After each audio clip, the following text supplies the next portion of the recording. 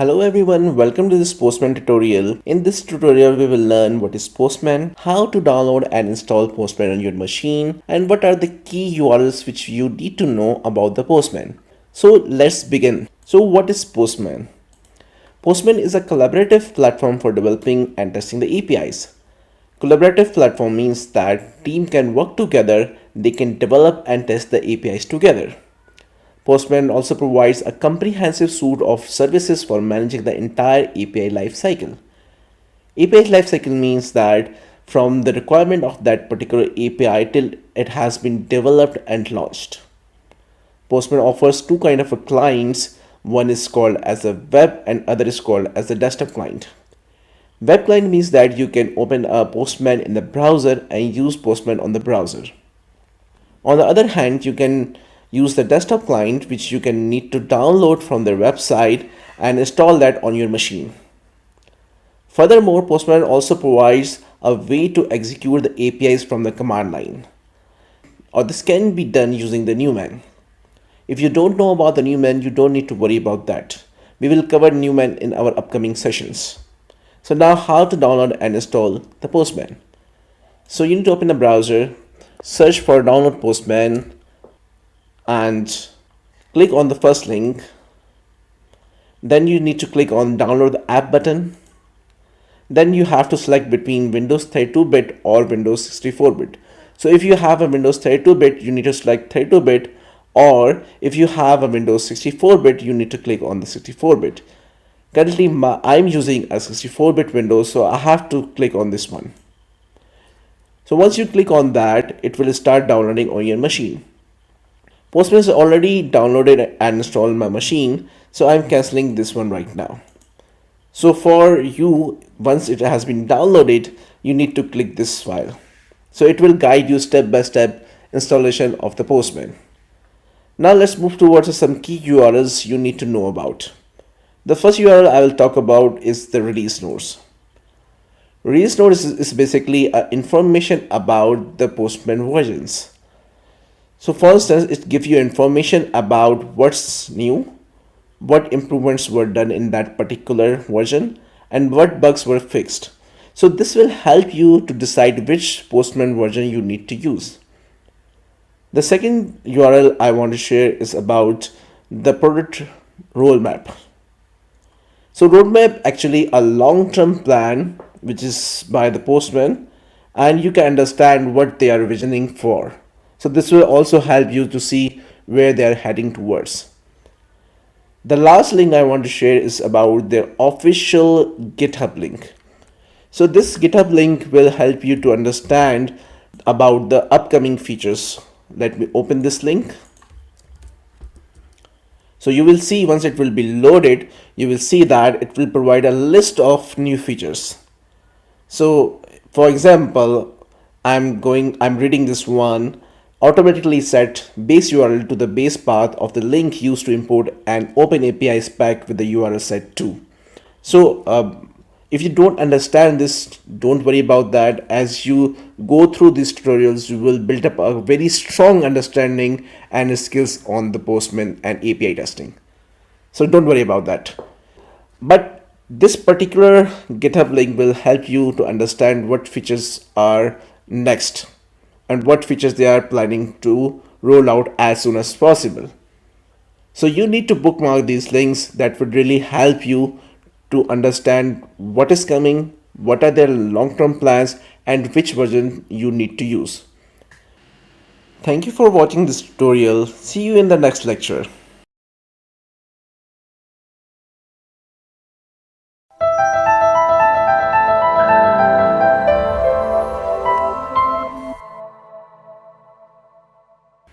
Hello everyone, welcome to this tutorial. In this tutorial, we will explore and understand the Postman user interface. So let's begin.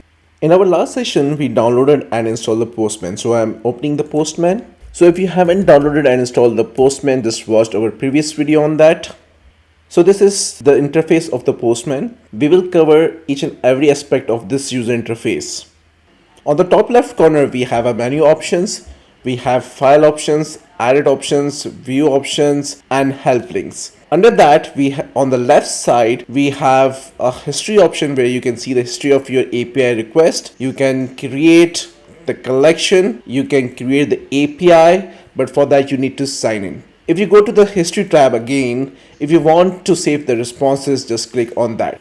In the center of the screen, we have a quick shortcut options to start with. Also, we have some options to customize the Postman. I prefer to work on the dark mode, so I will click on that. On the right side, you can find some resources and also some events. If you want to enroll for some events, you can see upcoming events, you can register for them. You find some useful resources here. Also, you can discover some public APIs and templates in this section. This whole area is known as a launchpad. So if you want launchpad on every time when you open the Postman, just enable the launchpad from here. If your APIs are deployed on the multiple servers, for instance QA, staging, pre-prod, then you can define different environments here. If you want to see what environments you have defined, just click on this icon. Or if you want to manage your environment, just click on that. On the top center, you can see the options for My Workspace and Invite. So if you want to work with your team members, you just create a workspace and invite your team members so that they can work and collaborate with you on the APIs. So if you want to work with your team, you need to sign in before you can create a workspace. From right top corner, you can sign into the Postman. You can also get the latest updates from this link. You can have a notification in this tab. You can also do some settings on the Postman. Just click on that. You can click on the settings, and there are a lot of setting options you can set as per your requirement. Also, if you want to have cookies and proxy settings in your APIs, you can set the cookies and the proxy from this area. If you want to sync your data, just click on this one. Thank you so much for watching this tutorial. See you in the next lecture.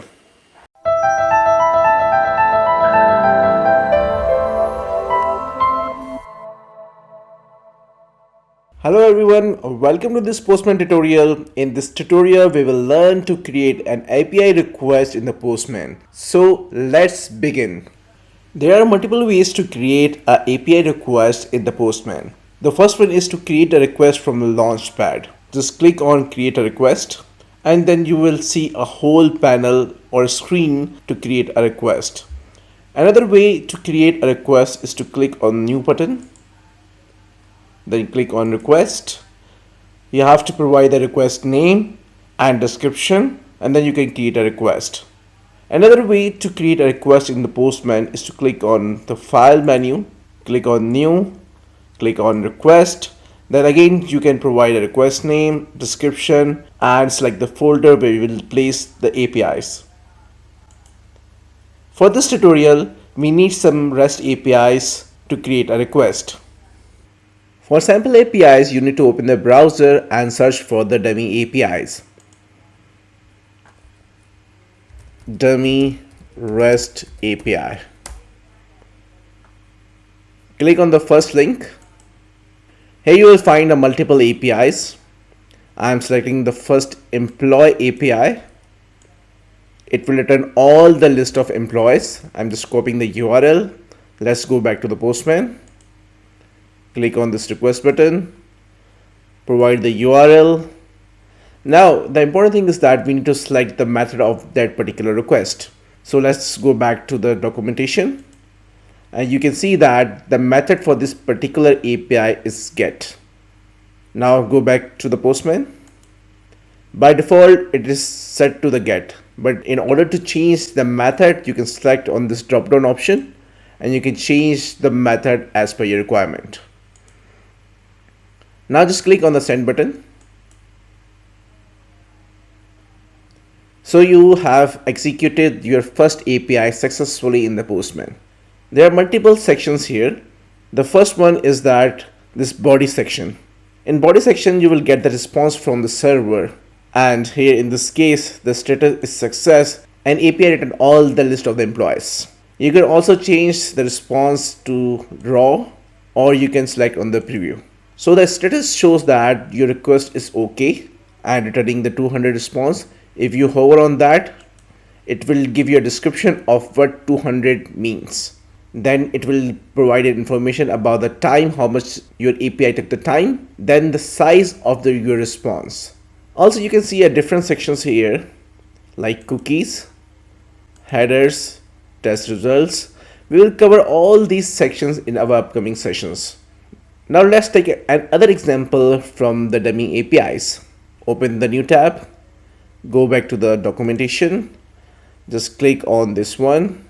Now I'm taking the API where I need details of an employee whose ID is 1.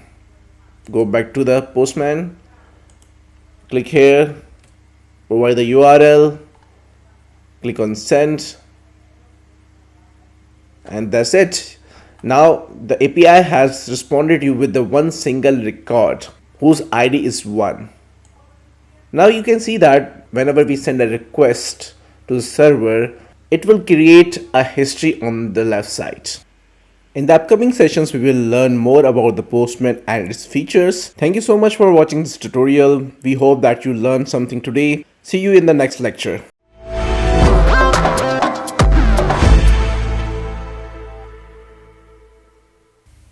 Hello everyone, welcome to this Postman tutorial. In this tutorial, we will learn the difference between put, post and patch method. So let's begin.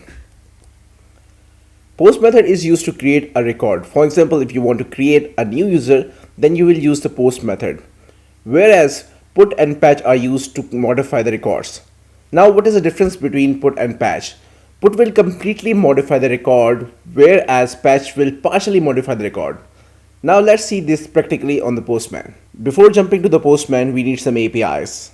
Copy this link and open this link in the browser. Here you will find multiple APIs. These APIs are related to the passenger and airlines. So you will see that there are multiple APIs with the put, post and different methods here. Now we will use the passenger APIs because it has post, it has patch and put API. So first we will use the post API on the Postman, and then we will move towards the patch and the put. So I will copy the passenger API from here and now open the Postman, create a request, paste the URL, change the method from here to the post. Now in the post request, we need a body for that. Click on the body, change to raw, click on JSON. So if you don't know about these form data, raw, binary, don't worry about that. We will cover those in the upcoming sessions. Now we need a body. Now open the documentation and see the body of that particular API. So let's find the body of that particular API. As we want to create a passenger, so we'll copy this post body from here. I'm copying this one. Let's go back to the Postman. Click here and paste. Now I'm changing the name from here so that we can identify our request. Type testing funda and just click on the send button. So API has been successfully executed and that particular user or the passenger has been created. Now copy the ID of that particular user. We need that ID for put and the patch method. So I'm copying that ID.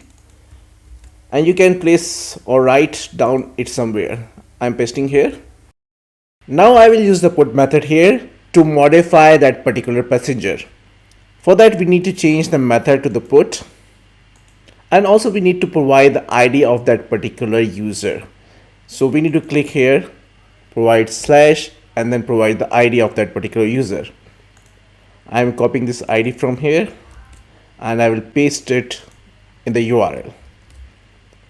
I'm changing the name to testing funda 2, not 2, maybe 3, and changing it to 251 and 2. Sending the request. So you can see that the passenger data has been successfully updated. Now we will use the get API to see either the effect has been done or not. Change the method to the get. And we don't need a body here. Click to none, then click on the send button. Yes, now you can see the updated record of that particular user. Testing funda 3, 251 and ID equals to 2 for the airline. Now we will see how the patch will work here. Change the method to the patch. And as we discussed earlier that we can partially modify the record. So I am removing the trips and airline from this one.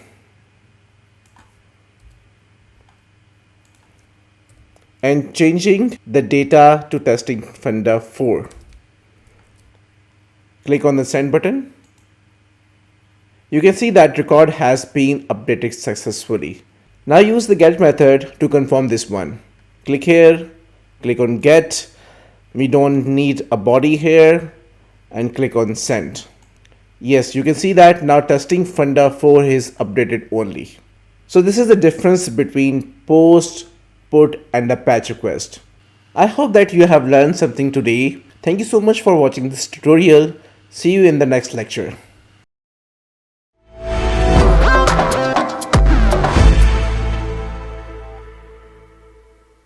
Hello everyone, welcome to this Postman tutorial. In this tutorial, we will learn about the Postman collections. So let's begin. So what are the Postman collections? Basically, Postman collections are used to organize and structure your API request. For example, if you are working on a project, then your main collection or folder will be the project name.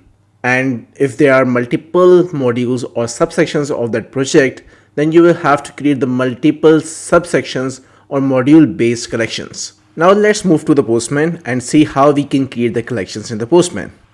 There are multiple ways to create a collection in the Postman. So the first way is to create a collection is from the Launchpad. Just click on this create a collection and then you can just provide a name and then you just click on the create. The second way is to create the collection is from the left side panel. Just click on create collection, then again provide the name and create.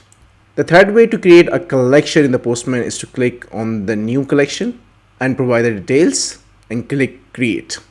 The fourth way to create a collection in the Postman is to click on the new, then click on collection, provide the name and click on the create.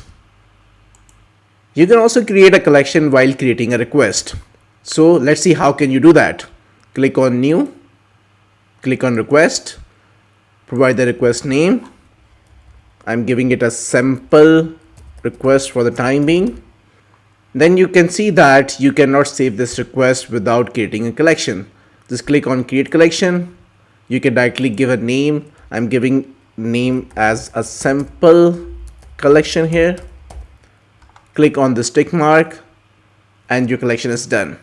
Now this is asking you either you want to save this request in that sample collection or not. So if you want to save that, you can click on the save collection button.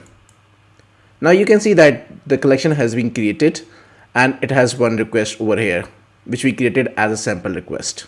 Now take some sample APIs to create the collections and organize those APIs properly. So for this tutorial, I will take the sample APIs from the two websites which we covered in the previous sessions. So just for the reminder, we used instantwebtools.net and we also use the dummy.restapiexample.com. For that, I need to copy this URL, open this URL in the browser, paste the URL here, and you see the multiple employee-related APIs here. Now let's take the first API, copy the URL from here. Now go back to the Postman and create a request for that. Click a request here, provide a URL, click send. Yes, you have successfully executed the first API. Now save this API, click on save, provide the name of the request. I am naming it as employee list. Now I have to create a collection for that. Click on the create collection. I am naming this as employee project. Save this, save to employee project. Now you can see that employer project collection has been created with the first request, which is called as employee list. Now what we'll do is that we'll pick another API and do the same thing.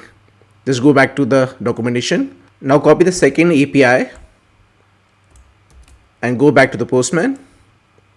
Click on this new request, provide the URL, click on send. Yes, now you can see that it has been executed successfully. Now save this request, provide the name of the request. I am naming it as employee details and saving it to the employee project. So now you can see that my employee project has now two APIs. If I close these two, now someone can easily see that which project has which APIs. Now this is very much organized and structured, and one can easily find the APIs. Now let's see some features here. Click on three dots. You can share this collection. If you want to rename this collection, you can rename it as well. If you want to edit, you can edit. If you want to add a request, add a folder, or if you want to duplicate it or export it, you can do a multiple options here. So don't worry about these options. We will cover each and every options in the upcoming sessions. Furthermore, if your APIs are related to the different modules, you can add the folders and place those APIs in that. Just click on this one. Click on add folder. So I'm giving a name as employee list APIs. Click on create. Now just drag this one and place this one in this folder. Similarly, right click on this one, click on add, provide the name as employee detail APIs. Click on create. Now I expand these folders. Now you can see that they are logically organized and structured, and tomorrow if your manager or lead wants you to execute a particular APIs from particular module or project, you can easily execute those particular APIs. Thank you so much for watching this tutorial. We hope that you learned something today. See you in the next lecture.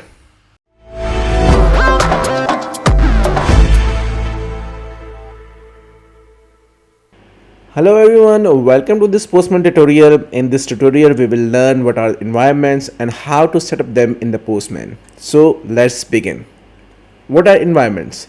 Environments are basically a multiple host or servers on which your application or APIs are deployed. For instance, your application or APIs are deployed on 3 servers and you are calling them as a QA, staging and pre-production. Now in this particular case, we call them as environments. In Postman, the problem is that when you execute an API, you have to provide the base URL. But when you are working in the multiple environments, their host, location or the base URL will be different. So how you tackle these things in the Postman? Postman provides a way to create multiple environments and use them as per your requirement. Now open the Postman and see how we can create the environments on the Postman. There are multiple ways to create an environment on the Postman. If you are using a launchpad, you can just click on create an environment and you can create environment from here. You can also create an environment from this button. Just click on that one, click on add, and you can provide the environment details from here. Another way to create environment in the Postman is to click on new, click on environment, and you can create the environment from this screen as well. Lastly, there is another way to create an environment. Just click on the file, click new and click environment. So these are the multiple ways to create environment in the Postman. In our last session, we created a collections of a project. Now assume that these APIs are hosted on the multiple environments, just like QA, pre-prod or staging. Now let's see how we can create environments for that particular project. Just click on this one, click on add, just provide our environment name here. So I'm calling the first environment as QA. We will provide a variable name and give the value of that particular base URL or environment to this particular variable. Just click on it. I'm calling it as a base URL and I'm giving it a initial value of api.qa.com. If you click on the tab, it will set as the same value for the current value. Now what is the difference between initial value and the current value? So let's suppose if you want to share this collection or environment with your client, with your team, then in that particular case, the initial value will be sent in the collection. The current value represents the local value of your Postman. So now why you need to set the initial and current value? For example, there's some kind of private data which you don't want to share with other team members or the client, then in that particular case, you will set the initial and the current value. If there's no need to hide any data from the team members or from the client, in that particular case, both values will be the same. Just click on add. You have successfully added a one QA environment here. Click add. Now add the pre-prod.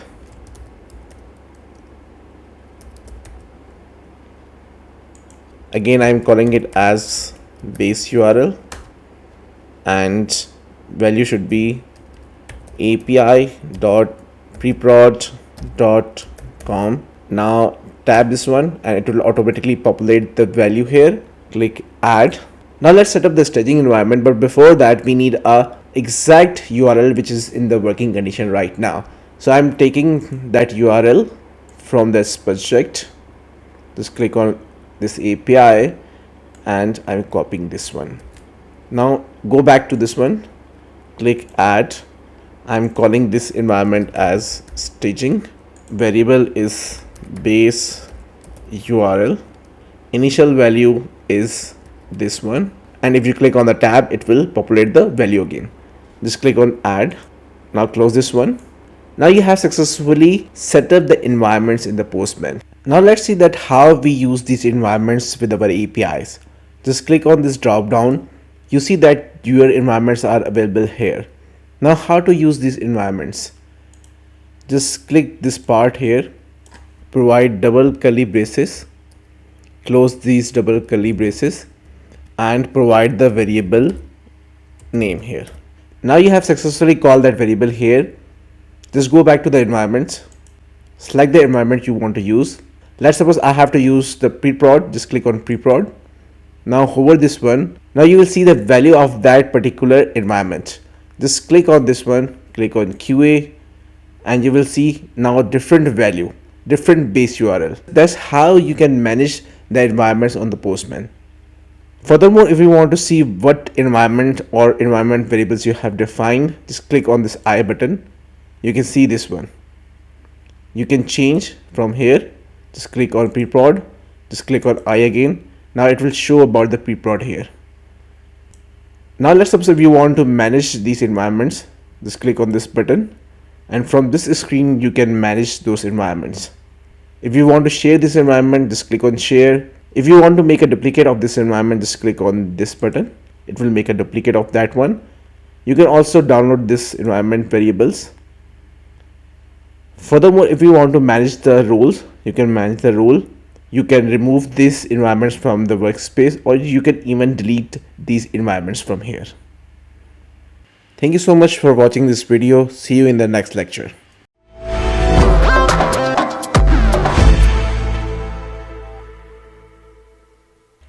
Hello everyone, welcome to this Postman tutorial. In this tutorial we will learn about the Postman collection runner. So let's begin. In our previous sessions we learned to create the APIs. Furthermore, we organize those APIs into the collection and set up the environment so that we can execute our APIs or collections on different environments. Now click on the runner option. It will open a new tab here. It has multiple sections. On the right side, it will show the results of the recent executions.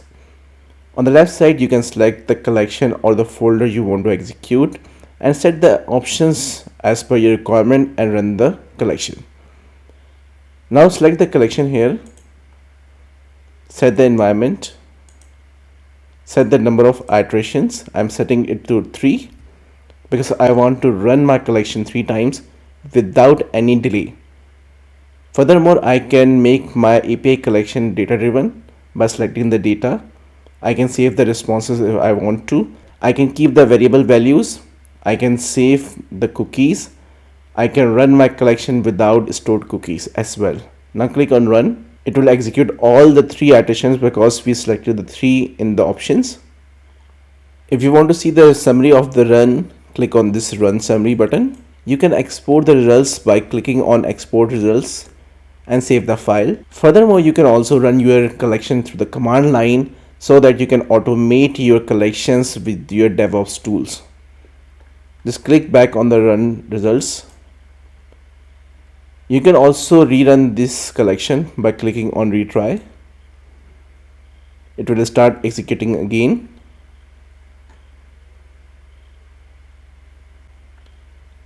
After run, if you want to see the info, logs, warnings or errors, you can click on console here.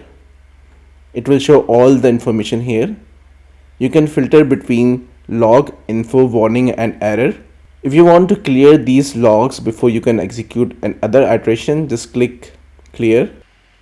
If you want logs in a separate tab or window, just click on this button. It will open a separate tab for the console. Thank you so much for watching this video. See you in the next tutorial.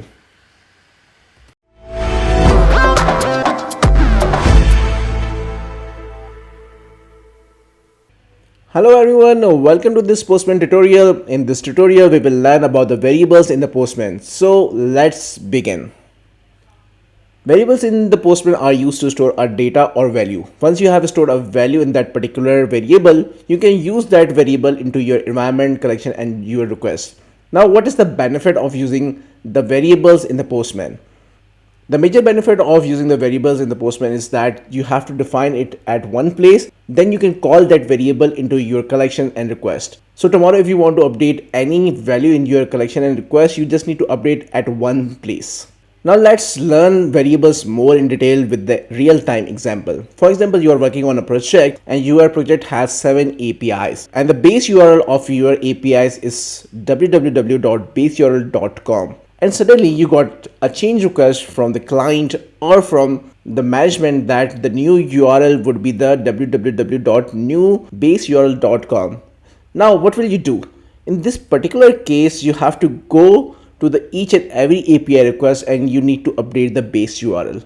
Now this task would be very tedious. You need more efforts to update your API request. Now see how that particular variables will help you in this particular case. In this particular example, what I did is that I created a variable called base URL and give that variable a value of that particular base URL. So now what will you do is that you need to pass that variable into your API request. You can see that I have just mentioned the base URL, base URL, base URL in the API request. Now, if you get the same change request with the new URL, which is www.newbaseurl.com. Now what will you do? Now this is really simple. You just go to that particular variable base URL and update this particular value to www.newbaseurl.com. And that's it. This will automatically update the value in all your requests. So you don't need to go to each and every request to update the value. So this is the major benefit of using the variables in the Postman. Now we will see that how we can call or refer the variables in the Postman. So let's suppose if you have defined the variable called base URL, then how you will call that variable in your request or in your collections. This is very simple in the Postman. You just need to provide double curly braces, provide the name of that variable and close with the double curly braces, and that's it. Now open the Postman so that we can see that practically. In one of our previous sessions, what we did is that we created an environment. We set up the environments. In that particular time, what we did is that we created a variable and we utilized that variable in our collections. Just click on this I button. So you can see that this is a variable here and this is the value here. Right? So this is how we actually set up the environment variable. Now go to the collection and see how we actually refer that particular variable. Just click on this collection, open any of the APIs. Here you can see that we just provided two curly braces, name of that variable and close with the two curly braces. This is how you can refer and call the variables in the Postman. Postman supports the 5 different variables based on their scope. The number one is global, then collection, environment, data, and local variable. Global variable has a larger scope and it can be accessed throughout your collection, environment, and request in that particular workspace. We still haven't covered the workspace, so don't worry about that. We will cover the workspace in detail in our upcoming sessions. Then we have a variable called collection. This particular variable is utilized and called in that particular collection. It cannot be accessed outside that particular collection. Environment variable had a different scope and they are just limited to the environments, such as if you want to define QA, staging and pre-prod. It will help you to switch between the environments whenever you want to run your APIs against any particular environment. Data variables are basically come from your external files. For example, if you're providing some data from the CSV or JSON, that particular value will be set and used in the collection runner on the Newman. In the last, we have a local variable. This variable is defined on the request level, and this is a temporary variable. Once you have executed your request, it will no longer be available. In Postman, you would be mostly working with the global, environment and the collection variables. So let's see how we can create the global, collection and the environment variable. So first we will see how to create a global variable. Just click on this I button, click on add it, just provide the name, provide the value, initial and current value, and just click save. That's how you can just create a global variable. Now it will be accessible throughout your collections here because you are currently working in your workspace. Now let's see how we can create an environment variable. Just click on this one, choose any environment, click here. I'm giving it name as environment, providing value and update, because this environment variables were already created in our previous sessions, so we will just click on update here. Now we will see how we can create a variable for the collection. Just hover your collections, you will see a 3 dot here, just click on that, click on add it, go to the variables, provide the name of that variable, initial value and current value, and click update. Now you are done with your collection variable as well. Now this particular variable can be accessed throughout this particular collection. Thank you so much for watching this tutorial. See you in the next lecture.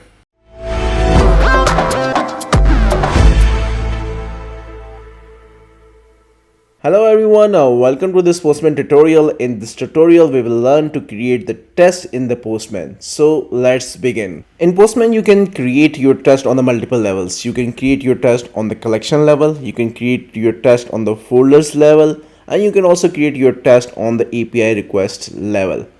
The good thing about Postman is that they can provide you a code snippet or the test snippet, which helps you to create your test quickly and efficiently.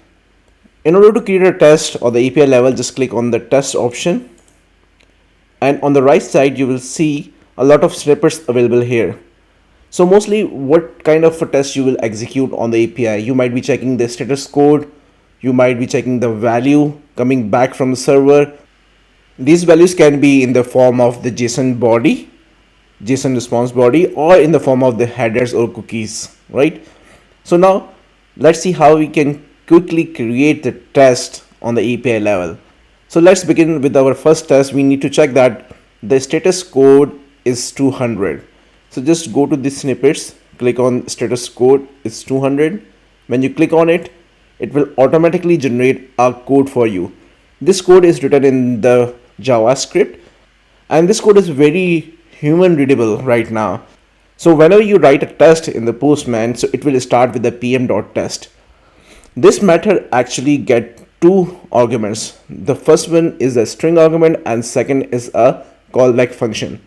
The first string is basically to define the name of your test. Callback function actually checks with your response and assert that the status would be 200 here.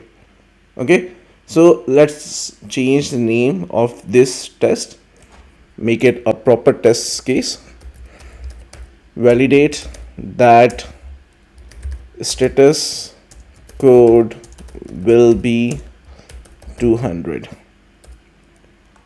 Now just click on send button.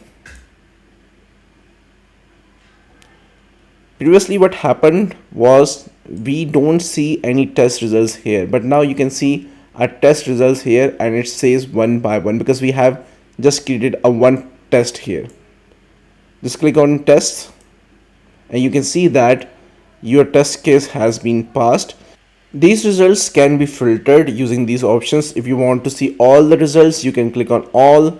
You can, if you want to see a past, just click on past. If you want to see the test which got skipped, just click on skipped. And finally, if you want to see the failed test case, just click on failed. That's how you can filter between the results here. Now let's create another test which is a bit more complex here. And now your test case is that you need to validate that whenever you get a response in this particular API, the value of status should be success here. Now, how you can do that? Just go here, give a space here, and in the snippets, just go for JSON value check response body. Click on this one. It will automatically generate a code for you. Again here, the test start with the pm.test. It got two arguments. The first is a string one where you will provide the name of your test, and second is a callback function.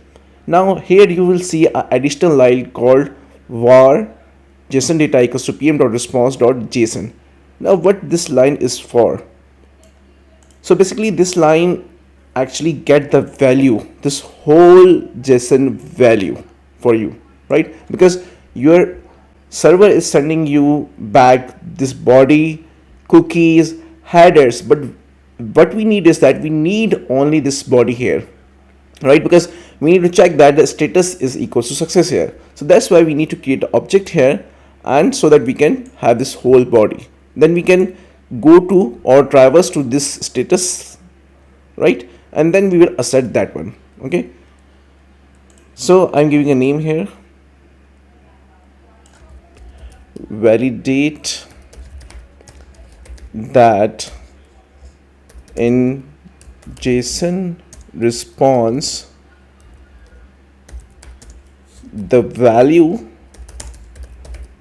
of status will be success. Okay, so you have to define the name of your test case here, and what value we need to check? Status. As I told you that just JSON data will have this whole value. Now we will need to traverse to the status. So how we can traverse here? So it's really simple. Just copy the status from here. JSON data dot status. Now the status is equals to success, right? This is what we want to assert. It will take a single quote here. I have to remove the double quotes here. Now let's execute this one. Now you see that you have two test results here and both are in the pass status. Now you can see which test case has been passed or which test case has been failed or skipped here, which we told earlier. Now let's intentionally make the test case fail. So for instance, I am giving the status to 300. It will fail because the server or API is returning us as a 200 status code here. Just click on send. Now you can see that your one test case got failed, and it mentioned that validate that status code would be 200.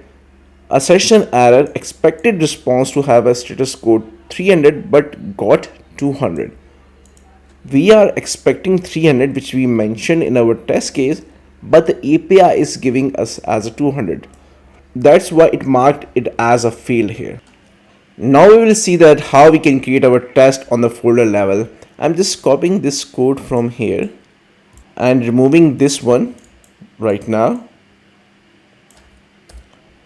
Now go to this folders here, click on three dots, click on add it, go to the test and paste your code here, right?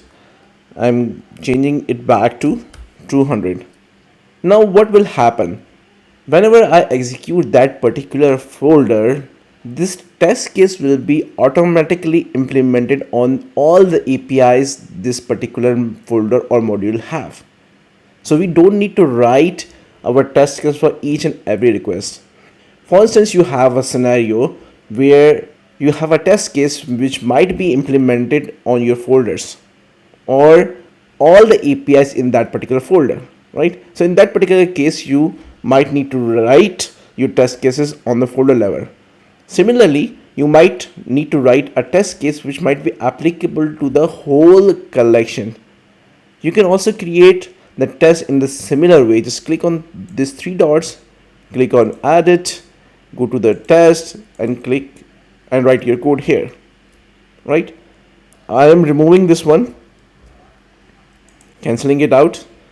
Let's execute now, because now we have a multiple APIs. Okay, so we cannot run multiple APIs from this area. We need to open the runner and select this folder to execute. Just click on runner, go to this particular module, and it has two APIs. I'm selecting the environment and then click on run employee test. So you will see that my both APIs got executed successfully and both got asserted against the status code here.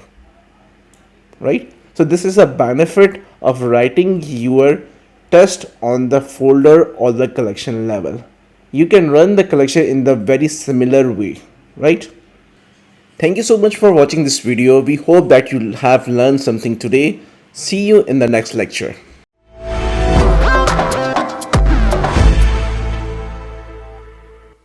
Hello everyone, welcome to this Postman tutorial. In this tutorial we will learn about the pre-scripts in the Postman. So let's begin. So the pre-scripts in the Postman are the scripts which will execute before your API request. You can use these scripts to execute or to set the dynamic values for your API request. Now let's take an example for this scenario. You are working on a project and you have an API which needs a dynamic parameter, or the parameter which needs to be unique every time you execute that particular API. Now one way to do is that you can just go every time manually and change the value before you execute it. But this is not a good option. So now what will you do? You will create a pre-script which will generate a dynamic value for your APIs, and then API will take that dynamic parameter and execute it. So in this way what happens is that whenever you execute an API, it will run with the unique dynamic parameter. Now you can see that the pre-scripts will execute before the API request, and once your API request has been completed successfully, then your test scripts will get executed. So this is the whole workflow of the Postman: pre-scripts, API request, and the test scripts. Now let's open the Postman and see this practically, how we can write a pre-script and how we can utilize the output of that script into the API request. Now what will we do in the Postman? So I have actually write down the steps so that you can understand the whole process for doing it. So first we need to open a instantwebtools.net and we will copy a create passenger API. We will use that API here in the Postman first. Then what will we do is that we will write a pre-script which will set the environment variable. Once we will do that, we will generate a dynamic value for this particular request. After generating a dynamic value, we will use that dynamic value to our API request. So now open this URL, just copy this URL, open the browser, open this URL, click on the fake REST API. Here we need to find a create passenger API. This is the API. Copy the URL. Go back to the Postman. Click on new request. Provide the URL. Change the method to the post. Now what we need is that we need a body for this request. Go back to the documentation and just click on this drop down arrow. Here is the body, sample body for this API request. Copy this one. Go back to the Postman. Go to the body section. Click on raw. Select JSON. Paste the body. And just click on the send. Now this API is correctly working here. Now assume that this API will take a dynamic or unique name every time when you execute this API. Okay, so what will we do is that we'll go to the pre-scripts. Okay, here you have to write pm dot environment dot, need to find a set method here. Here it is, and it will take two arguments here. The first will be the name of that variable, so I am saying it as passenger name. Okay, then what I need is that I need a random value for this particular variable.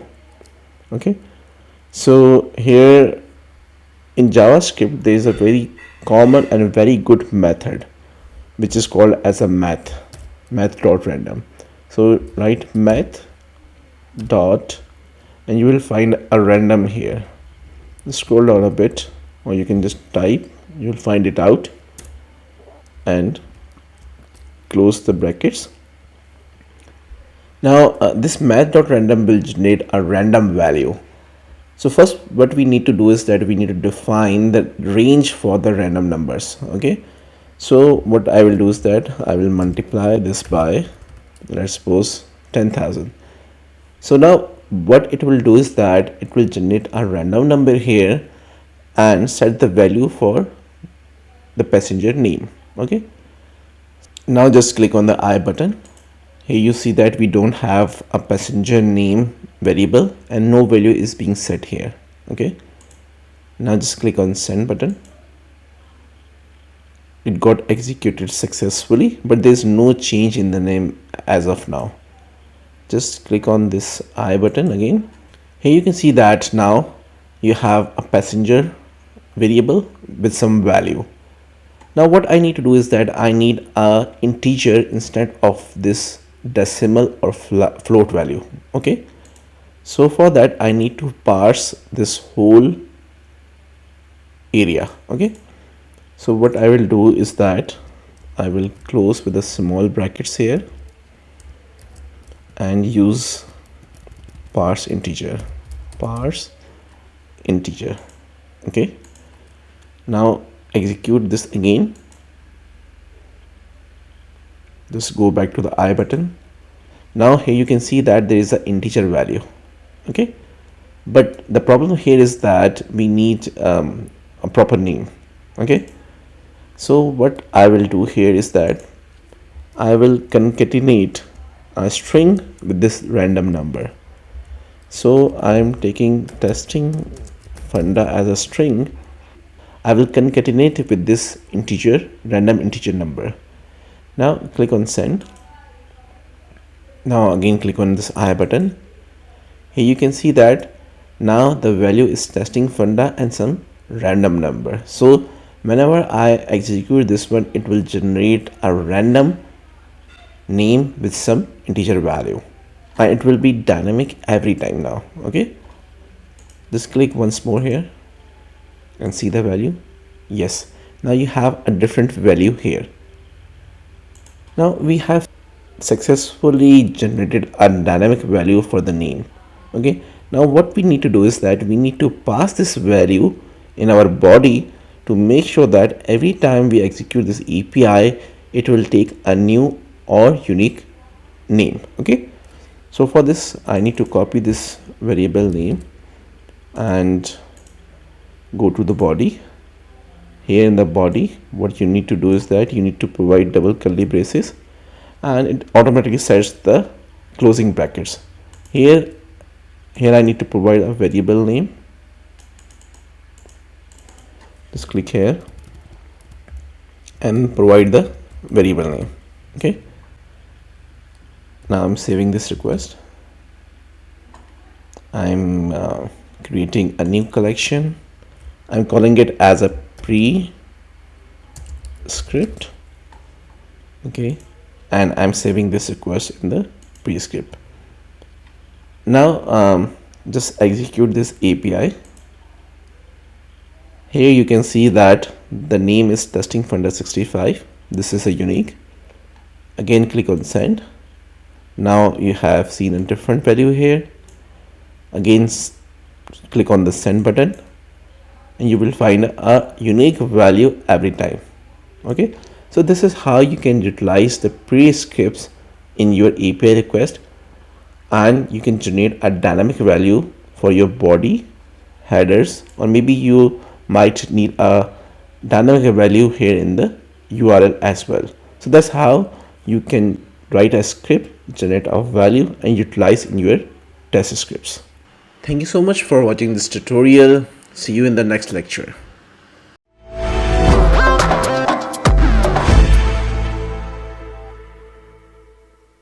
Hello everyone, welcome to this Postman tutorial. In this tutorial, we would be learning the chaining concept of the APIs in the Postman. So let's begin. Chaining of the APIs means that you would be extracting a value from one API and you would be passing that value to the other APIs. This will help you to eliminate the manual effort while handling with the dynamic values, which especially needs to be referred to the other APIs. This will also help you to automate your API collections. Now let's take a real-time example to understand this concept in more detail. Assume that you are working on a project and that particular project has two APIs. The first one is the login API and the second one is the update profile API. The update profile API actually update the user details. Now the question arises here is that how would this update profile API will know which user needs to be updated? Okay. So in the real time, what happens is that we need to execute the login API first, which will provide us a token. Okay, this token tells us that this particular user is authenticated and has a unique value. Okay, so we need to pass this token, okay, to this particular API. Now open the Postman so that we can see it practically. Before writing the scripts and the API request in the Postman, first let's understand the scenario which we will be executing here and the steps for that particular scenario. Okay, so what we need to do is that we need to use a create passenger API which will create a new passenger, and once the new passenger has been created, this particular API will return a unique ID for this particular passenger. What we need to do is that we will be extracting that unique ID and passing that unique ID to get the user details. Okay, so steps for this particular scenario would be, we would be heading the create passenger API. Okay, we will get the complete body response from that. We would be extracting a value from this particular response body and save that value to a variable. Okay, once we have saved that value in the variable, we will pass that variable to set our environment variable. Okay, so once the variable has been set, we can call that variable into the other APIs. Now open the browser, okay, and type instantwebtools.net. From this website, we will be getting the create passenger API details. Click on fake API, click on REST API, and scroll down here. You will see a create passenger here. Okay, copy the URL from here, go back to the Postman, create a new request, change the method to the post, click on body, click on raw, change it to JSON. Now go back to the website, and what we need is that we need a body for this particular post API. Just click on this one, copy the body here, go back to the Postman, paste the body here, and click on send. So here you can see that it generated a unique ID here. Okay, now let's click send once again. Okay, now you can see that it's generating a unique ID whenever we create a new user. So what we will do is that we will be extracting this value, okay, and passing to the get passenger API to get the details of this particular user. Okay, now go back to the documentation and look for the get passenger API. So this is the API. Okay, copy the URL here, go back to the Postman, click new request, and here you can see that after /passenger/ we have written a 1 here. Here 1 is basically a ID of that particular user. So what we will be doing is that we would be extracting a value from here, okay, and passing value here, okay. So click on test, okay. So first what we need to do is that we would be getting the whole response, okay. So I would be using a snippet from here, and that snippet is to check the JSON value, okay. So I don't need to create a test here right now. I'm removing this function from here and also the expect as well, okay. So what happens is that this particular line gives us the whole this response body, okay, this response body, okay, and save it to the JSON data, okay. So now what we need to do is that we need to traverse to this ID, okay. But before that, what I need to do is that I need to create a variable so that I can save that value in that particular variable. So write variable, I'm giving a name it as new user, okay. So what we need to do is that we need JSON data dot underscore ID. That's it. So what happens is that this JSON data dot underscore ID will give us this ID, okay. Now let's set a environment variable here. So pm dot environment dot set, and this will take two arguments here, okay. First we need to give a name for this variable, okay.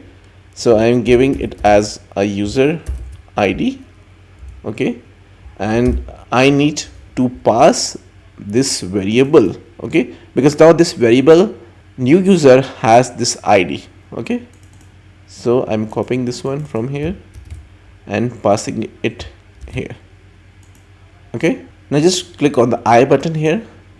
We don't have any new user environment variable here, okay. Just click on send here.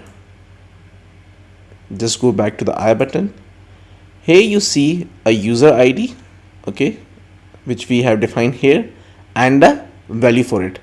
And if you see that this is a value same as this one, okay, just click a send once again, okay, and just click on I button, and you can see we are getting this ID.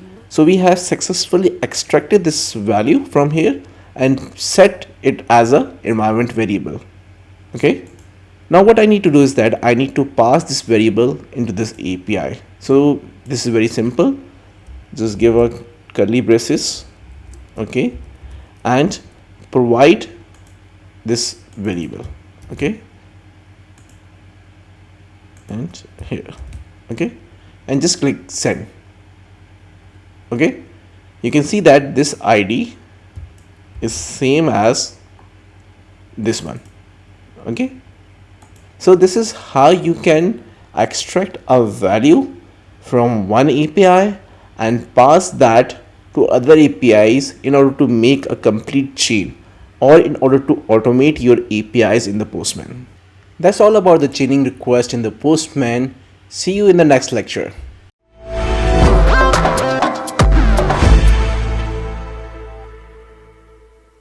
Hello everyone, welcome to this Postman tutorial. In this tutorial, we would be learning how to debug your Postman scripts and how we can do troubleshooting in the Postman. So let's begin. Just like any other programming language, you can debug your scripts in the Postman. Postman has actually provided us with a console so that we can debug our scripts while we are actually working with our test, pre-scripts, or either chaining your API request, okay. You can open the console from here, okay. You just click on this one. So this is how the console looks like. We will see in detail the options available here. Then you can also open the console from the view section. Click on view, click on show console, Postman console, and they have also provided a shortcut key. You can just provide this shortcut key and directly open the console, okay. Now just click on send, okay, and our console is already opened here, and you can see here that whatever we execute, it will logged here in the console, okay. So we executed this passenger API request, And if you click on this one, it has multiple sections. Okay, so it has network details, request headers, request body, response headers, and response body. Okay, so whatever you want to see here, you can just click on that tab and you can see the details about that particular request. Okay, and here in the right side, you can see the status code and the time this particular API has taken. Okay, furthermore, if you want to clear the logs, just click on this clear button. It will clear the logs. So whenever you want to execute multiple times, you might need to clear the logs first and see what happens again. If you want this console as a separate window, just click on this one. Okay, and it will open a separate window. Postman console also provides a way to filter the logs. Okay, click on this one and you can filter between the log, info, warning, and error. Now go to this script which we wrote in our previous session, where actually we were doing a chaining concept. Okay, now assume that you are writing this script right now and you want to see either you are getting a proper JSON body, okay, and are we able to get the proper value ID from this particular JSON or not. Okay, so what we need to do is that we'll go here, write console.log, and we will pass this JSON data variable in this method. Okay, let's go here and pass this one. And similarly, what we will do is that we will pass new user variable into console log. Okay, and now just click on send button. Here you can see that you are getting this whole body which we logged here, and we are also getting this ID. So in this way you can debug your script and find out that either you are getting the proper values, either you are passing the correct values in the APIs or not. Now let's take another example here, and now we will log the values which were written in the pre-scripts. Okay, so go that to particular API where we actually wrote the pre-script. Now what we did here is that we were getting a random generated number and we were concatenating it with a string so that we can have a unique name every time. Okay, now I want to see either this particular line is giving me that name with a random number or not. Okay, so what I have to do is that I will copy this whole from here and write a variable. I'm giving it name as debug. You can give the name as per your convenience and paste here. And now just like we did in our previous example, write console.log and pass this variable. Okay, before we execute this one, just clear the logs from here and click send. Okay, so here you can see that we are able to print this value, and we have confirmed that this particular line is giving us a name with a random generated number. Okay, so that's how you can debug your scripts. Now let's look into the troubleshooting here. In Postman, you might have encountered or might get encountered in a situation where your APIs might not behave as expected. So there can be many reasons for it. Okay, there are some common issues. Okay, and they have already listed down in their API documentation. So open the browser and you just need to go to this particular link here and you will find a common issues here. Scroll down a bit here and here it is. So there are some common issues you might encounter. You might be having the connectivity problem, you might be having the firewalls problem, you might be having the proxy issues, you might be having SSL certificates problem, client certificates, you might be sending an incorrect URL request, you might be using the incorrect protocols. So these are the common issues you might face, but sometimes you might be doing all things correctly but still you're getting the errors. Okay, so in that particular case there must be some problem with the Postman. So for that, what you need to do is that you need to go to a GitHub issue tracker. Okay, and it will open the list of the issues. So if the bug is already being logged on the GitHub, you just need to track when it will be fixed. Okay, if not, just log the bug here, and you can see a different bugs here which are being posted by the different contributors here. This will help you to understand what's happening with the Postman, what they are fixing, and what bugs needs to be fixed. Okay, so these are the things which are really important while troubleshooting and debugging the Postman script. That's all about the debugging and troubleshooting in the Postman. Thank you so much for watching this tutorial. See you in the next lecture.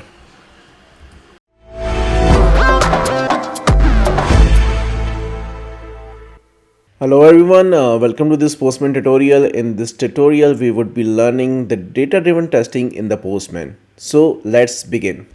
In Postman, you can make your APIs data-driven by importing external CSV or JSON file. Okay, and we need to pass or we need to provide that file in our collection runner. So open the collection runner and see where we can actually provide that external file. So here we have different options, and this is the data option, okay, where we need to provide that particular external file. Okay, so once we will provide that file, it will execute against the multiple data. Okay, so in one of the previous sessions, what we did is that we created an employee using this create employee API. Now in that particular API, we provided a payload so that we can create a user. Okay, now what we need to do is that we need to create multiple employees with the different data. Okay, so for that, what we need to do is that we need to create a data set, and we will use that data set in the collection. Okay, now what you need to do is that open any notepad. I prefer to use Notepad++. Okay, open this one. Now create a new file here, and what we need is that we need to create a CSV for different data. Okay, what we need here is that name, salary, and age. Okay, so I'm giving name, comma, salary, and age. Okay, now I'm creating our first data here, testing. Okay, salary equals to 15,000, age equals to 25. Creating another data here, test. Okay, giving salary as 25,000, age as 30. Okay, now what we need to do is that we need to save this file as a CSV file. Okay, and I'm saving it on the desktop, and I'm giving the name as data-driven CSV. Okay, and we need to ensure that we have to save this file with .csv extension. Okay, else it will save as a text file. Save this one. Here the file has been created. Okay, now what we need to do is that we need to provide this file. Okay, let's go back to the Postman, go to the runner here, and now what will we do is that first we will select the collection. Okay, I'm selecting this particular module where I have to create employee. Okay, I have to select the environment. Now I have defined two data sets in the CSV file, so this means that I have to run two iterations. So I need to select two here, click select to select the file. This is a data driven file here. Okay, the good thing about the Postman is that you can click on the preview and you can see either you have created a correct CSV file or not. So here it looks very good, iteration 1, iteration 2. Okay, now just click on run. Okay,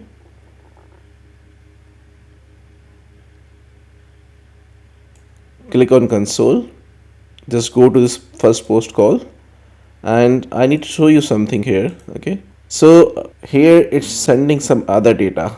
Okay, similarly, if I go back to this post API, and if I go to the request body here, and again it's sending some other data, right? It's not picking up from the CSV file, and it's looks strange because we have provided our CSV file here. So now what we need to do here, how our CSV file knows that where this data needs to be passed. Okay, we haven't pointed our API to the CSV file. Okay, so what we need to do is that here in the payload, okay, what we need to do is we need to pass the variable. Okay, and this is really simple. Just provide name, okay, and change salary to the salary. We use the salary option here, okay, and then here we have to pass the variable called age and double curly braces. Okay, just save this file. Okay, now go back to the collection runner. Okay, and now we will run that again. Okay, just click on the retry here, and now you will see the new and updated data here. Okay, and just before that, just clear this one so that you don't mess up with the other API request. Click on retry again, and that's done. Just click on this post one. Okay, select the body. So now you can see that the first data has been populated in the first request, and if I open to the second request and open this request body, you can see the second data, the test one, and the second one was testing one. Okay, so that's how you can make your APIs data driven using the CSV file. Now we will create a JSON file here, and we will utilize that JSON file to make our APIs data driven. Okay, just open the notepad. Okay, click on new here. You have to provide the large brackets here. Okay, and here what we need to do is that we need to define our data, provide two curly braces. Here in these two curly braces we will provide our first data, and similarly what we will do is that we will provide our second data in these two curly braces. Okay, so let's define our first data here. Okay, what we need here is that we need name. Okay, then we need to provide the name as our first data. Now what we need to do is that we need to define salary. Okay, and I'm giving it as 16,000 right now.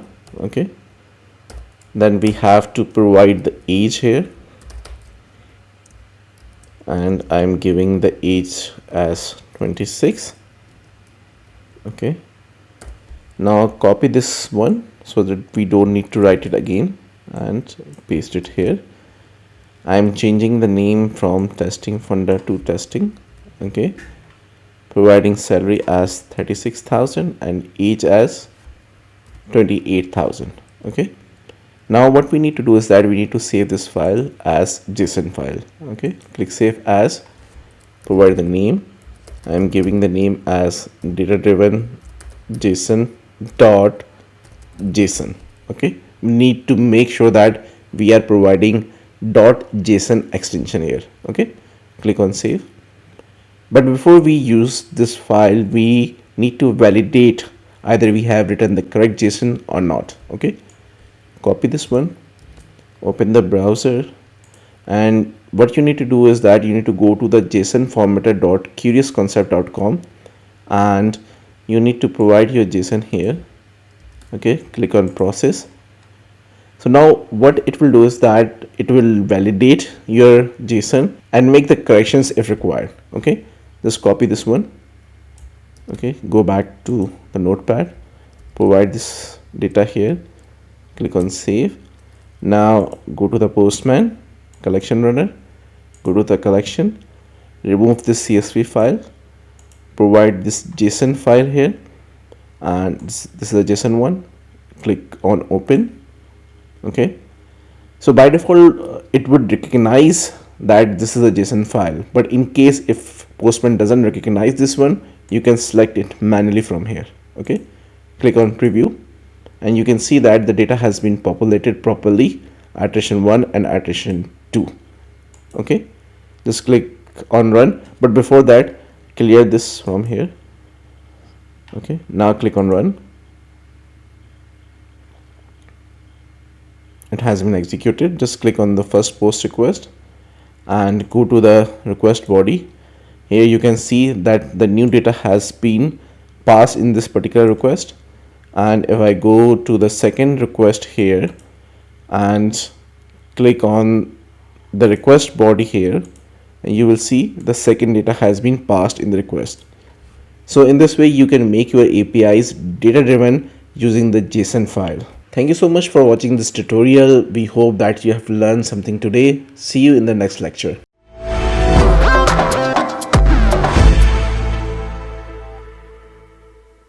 Hello everyone, welcome to this Postman tutorial. In this tutorial, we would be learning the data variables in the Postman. So let's begin. Data variables are the variables which are actually defined in the external CSV or the JSON file. And we use those JSON and CSV files to make our APIs data driven. Okay, and we did that practically in our last session. We have to define the variables, okay, in that particular JSON or the CSV file. We need to assign the multiple values to those variables so that we can run our APIs with the multiple set of data. Now let's see this practically. In our previous session, we created a file called data-driven-csv.csv, right? And we use that file to make our APIs data driven. In this particular example, what we did is that we actually created a data variables. Here in this particular example, the name is basically a data variable. Similarly, the salary and age. Here we have actually defined name, salary, age as a data variable because they will eventually provide us a data, multiple data, so that we can make our APIs data driven, right? And here we provided a multiple data. Okay, for the name we have a testing and test. For salary we have 15,000, 25,000. For age variable we have 25 and 30. Okay, and that's how we can define a multiple data set and we can make our APIs data driven. If you look carefully here, what we did is that we have defined name, salary and age for one time in the CSV, right? But what will you do in the JSON? In JSON, what we need to do is that we have to define these variables multiple times. The number of data sets we required, we need to define those variables that number of times. Just open that JSON file which we created in our last session, and here you can see that we created data variable here and here again. So because we need a multiple set of data, that's why we define this data variable twice here, so that Postman can recognize it as a two different set of data. So this is sort of a limitation in the JSON. Okay, and I personally recommend you to use the CSV file, but you can even use the JSON as well. But it is easier to work on the CSV file, and you can easily create your data variables and you can manage them easily, and you can run your APIs with a different set of data easily. Okay, so far what we have done is that we have just created the variables and assigned the values to those variables. Okay, now what we need to do is that we need to import these files in the Postman so that we can utilize these variables. So open the Postman, go to the collection runner. Okay, so here that we have option for data. Click on select, okay, and select the file, and I'm looking for the file here, and here's the file. Click on open. Okay, now just click on the preview section. Yes, the file has been populated successfully here, and it has populated the values as well. Okay, now what we need to do is that we need to utilize these variables. Okay, for that what we need to do is that we need to go back to the request now, and we need to pass the variable. So simply what we need to do here is that we can simply pass the variable by just providing a double curly braces. Provide the variable name, okay, and then close with the double two curly braces, simply just like we did for any other sort of variables in the Postman. Thank you so much for watching this video. We hope that you have learned something today. See you in the next lecture.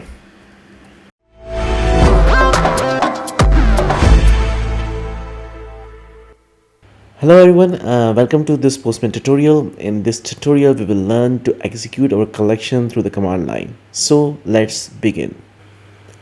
In order to run our collections through the command line, we need to download and install Node.js with the npm, and then we will download and install the Newman using the npm. Here npm is basically a node package manager. Okay, so once this has been installed successfully, we will export our collection from the Postman and run that collection through command line using the Newman. Okay, so now let's open the browser and see how we can download and install the Node.js with the npm.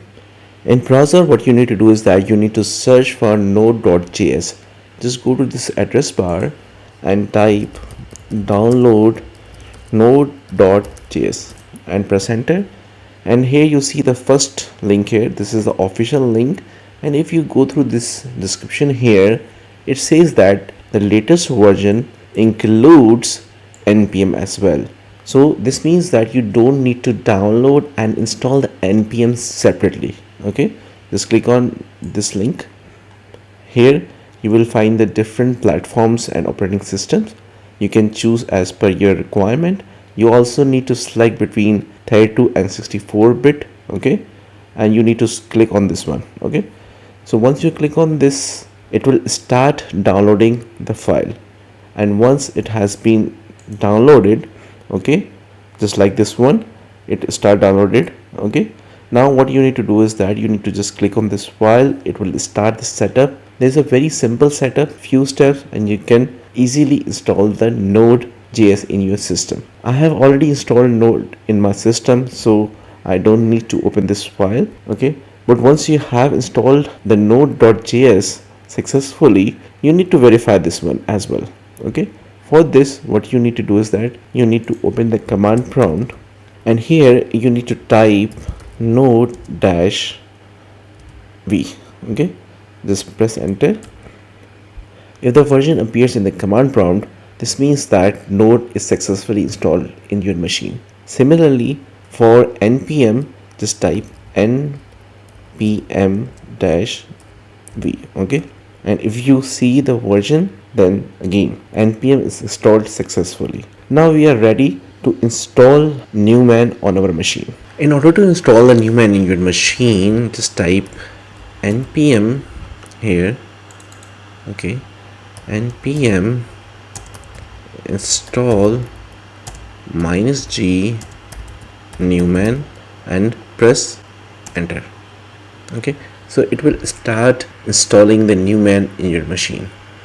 Okay, if you have already Newman in your machine, you don't need to worry about that. What it will do is that this command will install the latest version on your machine. So you can see that it has installed and updated the package as well, because it was already installed on my machine, and it also shows the location here.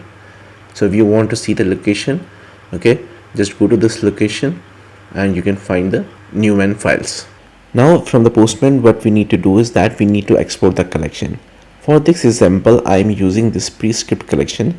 Just click on these three dots. Okay, click on export, then click on export again, and now you need to choose the folder. I have already created a Newman collection folder here, and I will save the file here. One thing you need to ensure is that there shouldn't be any spaces in your collection name. Okay, else it will not execute. Save this file. Okay, now open this folder and you will see the collection here. Okay, just right click on this one, click on properties and copy this path from here. Okay, open the command prompt from here and type cd, provide the URL which we copied just now, press enter. Now we are standing in this particular folder.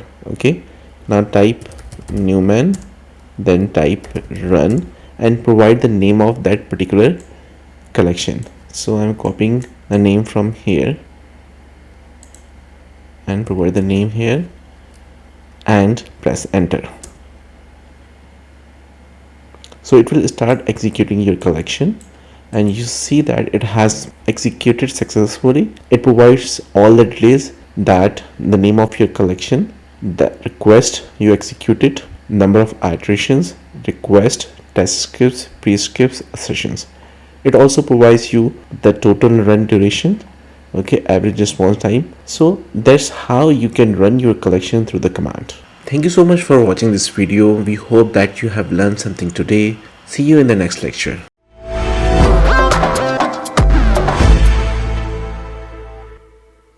Hello everyone, welcome to this Postman tutorial. In this tutorial we will learn about the workspaces in the Postman. So let's begin. In Postman, workspace is an area where you can organize your Postman work. These workspaces help you to collaborate with your teammates. Furthermore, once you have created the workspace in the Postman, it will act as a single source for all the related APIs. There are two types of workspaces in the Postman. One is called as a personal workspace and other is called as a team workspace. So let's suppose if you want to work independently, so then you will create a personal workspace. But in case if you're working on a project and your teammates needs to collaborate with you on that particular API project, then in that particular case you will create a team workspace. Now let's take a real-time example in order to understand the workspace in more detail. Assume that you are working in a company and in that company you have two clients, client 1 and client 2, and each client has two projects, project 1 and project 2. Now if in the Postman, if you have to manage the 4 projects and their APIs, so it would be a bit harder for you to organize them and to work on them, right? So in that particular case, what will we do is that we will create a workspace and we will manage and organize our API collections. Secondly, let's assume that your second client is asking to add a one team member from their side on the project 1 only. So you need to provide an access to that particular user and we need to limit the access to that project 1. Okay, so in both these scenarios we need the workspaces and we can manage our work more efficiently. Now let's open the Postman and see how we can practically create the workspaces, how we can manage the workspaces. Furthermore, we will see how we can invite a team member or we can invite a client or a stakeholder to collaborate with us on the workspaces. So before working on the workspaces, first you need to sign up for the Postman and you need to ensure that you are logged in into your Postman. So once you sign up for the Postman, it will create an account for you on their cloud server. So once you have a cloud server account, then in that particular case, you can easily sync your work. Currently, right now, if you are working independently, so it's your local work, right? But when you are working with the team, they need to have the latest work, okay? Maybe your client is working on the APIs, your other team members are working on that particular APIs, so everyone needs an updated version of the collections or your API work, right? So in that particular case, we need a space on the server and where we can sync our data. So in Postman, if you go on the top right, there's a button to sync your all data. Okay, so it will sync all your data on their cloud, and from that everyone can have the latest copy of the work. Now go here on the top and you will see the my workspace here. Just click on this drop down here. Here you can see personal and team, and these personal and team reflects to the personal and the team workspaces. You can search for your workspace. Here below you can see all your workspaces. Now if you want to create a new workspace, just click on this create new. It will open a new pop-up here, and first we will create a personal, okay, personal one. So I will provide the name here, personal, okay, and I will provide the summary. Okay, this is summary, and just click on the create workspace. Okay, so it will create a personal workspace for you in the Postman. And you can see here is showing the personal one. Right now you're standing in the area, and this area is basically reflecting to this personal workspace. And you can see that on the left there's no API collection. However, if I change my workspace to my workspace actually, and it will show all my previous collections. So now you are getting the idea that how we can manage the workspaces, how we can deal with the different client and different projects in the Postman, right? Now just go back here and just now click on the team and create the new for the team right now. Okay, here you see another option here, okay, from where you can invite the people to this particular workspace in order to collaborate with you. Okay, right now I'm giving name it as a team, and again I'm giving this is a summary. Okay, and if you want to add a team member, I'm just giving a dummy email here. It will send an invite to this particular user. Okay, you can see invite pending. If you want to remove, you can remove from here. Furthermore, what you can do is that you can even make your workspace private, but for that you need to have the business or the enterprise plan. Okay, now just click on create workspace, and now it will create a team workspace for you. Okay, and it will show under the team ones. Again, it looks like a fresh copy for you, and there's no data on the left side here as well. And just go here in the team section, you can see team workspace. Okay, right now personal and the team. Okay, now just click on this all workspaces from here. It will open your cloud account now. Okay, and it will show you all your workspaces there, and we'll see how our workspaces looks like here. So here, this is my account here. Now again, you can see the team and the personal workspaces which we created from there. You can also create a workspace from here. Okay, you can add a workspace from here. Okay, so there are multiple options. You can invite the members, right? Now just go back to the Postman. Okay, and from here you can also invite your team members. Okay, just provide the link, or you can even generate a link for them, and you can send the link to your team members. They can join from that as well. Now close this one here. Okay, now tomorrow if you want to update these workspaces, you might need to edit the name, you might need to add it to your description of the workspace, you might want to leave the workspace, you might need to delete the workspaces. So how can you do that? This is really simple here. Just go here in workspaces. Okay, and against every workspace you find these three dots. Just click on this one, and here you have a multiple option. You can delete this one. Okay, you can rename this one, you can invite to the workspace, you can see the details from here. Okay, right? So in case of the team and someone has invited you to their workspace and you want to leave that particular workspace, again just click on these three dots, and here you can see a leave option as well, right? So that's how you can manage, create your workspace. You can invite the people and you can set the access level for those people, right? Now let's just recall the scenario which we discussed in the start of this session, where we discuss about the multiple clients and multiple projects. So you might need to create an area. Okay, and this area might be for project level, maybe a client level, and if you organize in this way, you can easily manage your work. So for instance, I am currently in my workspace right now. It's the name of my workspace here, and it has all my projects or maybe my API collection, right?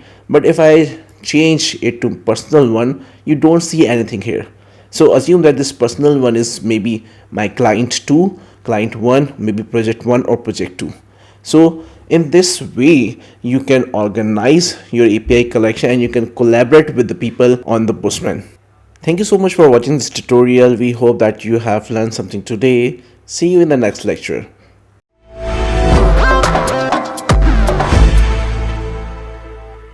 Hello everyone, welcome to this Postman tutorial. In this tutorial, we will learn to use the SOAP API in the Postman. So let's begin.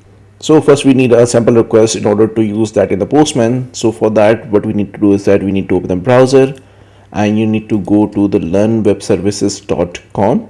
Okay, and from this website we will pick up a sample call and we will use that call in our Postman. You need to scroll down a bit here in example. Okay, you need to move here as a sample web services. Okay, you need to copy this URL from here. Okay, and go to the Postman, click a new request here, use that URL here. Okay, what else we need here is that this will be a post call. We need to change the method to the post. Okay, just go back to the Postman again and change the method to the post. Okay, and we also need a body here, and this is the body in the XML form. Just copy this one from here. Okay, and here in the body. Okay, and you know that this is XML body. We need to set it as a XML here. Okay, and paste it here. Now what this API will do is that you need to provide a name here. Okay, and once you provide the name and send this request to the server, it will return a body and say hello and whatever the name you provided here. Okay, now just hit this request and see how it works. Just click on the send button. Okay, your request has been successfully executed. Okay, and here it says hello John. Okay, You can change the name. I'm changing it to testing funder so that we can see again. Okay, now send it again. And you can see hello testing funder. The status is 200. Okay, and the header is, you can see, it's a text/XML. Okay, similarly, if you go to the headers here in the request, okay, and click on this hidden headers, and here you will see a content type is application/XML, because we are sending a XML payload to the server. Okay, now what we will do is that we will assert this request. For that, what we need to do is that we need to go to the test. Okay, and we need a snippet here, and first we will assert the status code here. We'll find that status code, yeah, this one, and that's fine. We are not modifying this right now. Just click send request. Yes, now successfully the request has been sent and we got the result, and the status is 200. That's it. Now what we will do is that we will save this into a collection and we will run that collection. Okay, now click on this save button, and I'm giving it as a soap hello request. Okay, and I'm creating a new collection here. I'm calling it as sample soap request. Okay, and I'm saving this request here. Okay, now the sample soap request collection has been saved here. Okay, now we will go to the runner here and we will run through the collection. Okay, now we need to select the collection. This is the collection here. I'm not selecting an environment. I'm giving the iteration 2 because I want to run it twice here, and we don't have a data right now. So just click on the sample. Now it's got executed successfully. Now that's how you can run your SOAP request in the Postman.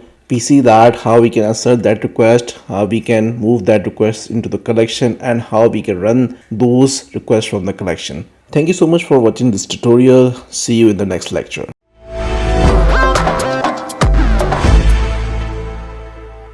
Hello everyone, welcome to this Postman tutorial. In this tutorial, we will learn to visualize our JSON response in the Postman. So let's begin. So far what we have learned is that whenever we execute a REST API with the JSON body, we will getting a JSON response, and that's absolutely fine. Similarly, for the SOAP request, when we were requesting to the server with the XML body, and we were getting the XML response from the server. And again, this working really fine.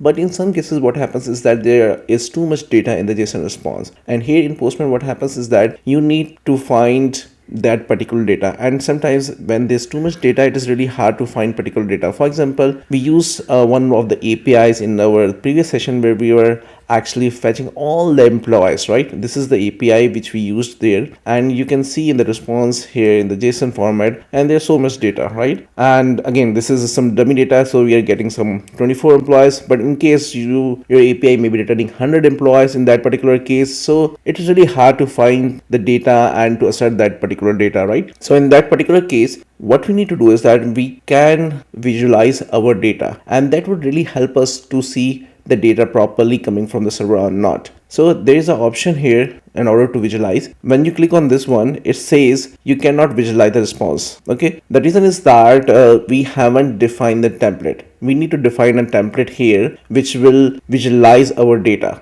Okay, for that what we need to do is that we need to go to the tests here, and here in test what we need to do is that we need to define that. Okay, so in order to visualize this one, we need to set pm dot and visualizer dot set. Okay, visualizer dot set, and it will take two parameters. Okay, the first is the template. You can see here template, and the body, and that body needs to be passed. Okay, so here template means that how you want your response to be look alike. You might need in a graph, you might need in the tables. So for that, template means here is that you need to define the HTML and CSS first in the template, and you need to pass your values in that particular template. Okay, so in this way you can visualize your JSON response. Okay, so I have already written this code, so I'm copying this one. Okay, and I'm going back here and just copying this here, and I'll explain this code to you right now. Just go back to the Postman and I'm pasting this here. Okay, I'm just removing this one from here and paste it here. Okay, so now what happens is that I defined a variable with the name template, and I'm getting the CSS style from the bootstrap CDN. Okay, and this is the style, the body, and how my CSS would look like, and okay, so on. So here the interesting part here is that we need to define how our each response will look alike, because we will getting a multiple data. For instance, for the name, I will be getting the name of 100 employees, right? So in every card I need to display the different names. Okay, so we need to define each response dot data. Here response dot data means that we are getting the whole JSON body here. Okay, now here below here in this div we are passing the variables for salary, age, and name. Okay, this is how we can do for the each iteration, right? We are doing for the each, and here is the method basically which takes this particular whole template. Okay, this whole template, and this will be passed here, and once it will be passed here, then the second argument is to parse this JSON. Now let's execute this request. Okay, now here in the body, in the visualize, you can see that how it looks like. Now we have a title with the employees, employee name, salary, and age. You can further add the tags here, the labels here. You can colorify it as per your requirement, but this is how it looks like. Now the data is very much understandable, so whatever I need to perform on this particular data, I can easily perform on that. So this is how you can visualize your data, and this is really helpful in terms when there's too much data coming from the server in terms of the JSON, right? Thank you so much for watching this tutorial. We hope that you have learned something today. See you in the next lecture.